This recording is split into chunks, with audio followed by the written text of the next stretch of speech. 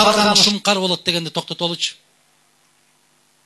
Качырды тулпар болот дегенди да токтотолу. Барбы, болобу, болот деп айткыла. Ал сенин коктуңнанбы, колотуңнанбы, урууңнанбы, өкүл балаңбы, же бөлөңбү, же аяшыңбы, ага карабастан биздин айылдын кулуну дегенди токтотуп, улуттун жоргосун издейличи, улуттун тулпарын издейличи. Кокту колот биздин түбүбүзгө жетет кыргыздар. Кокту колот жеткирип атат бизди. Мыктылардын канатын кайрып алган өзүбүз болуп атабыз биз. Бизге эч ким тийген эмес. Мына Димаш Ахмедович Кунаев казактын мыкты азаматы. Ошо киши айтты эле. Мага интервью берип атканда.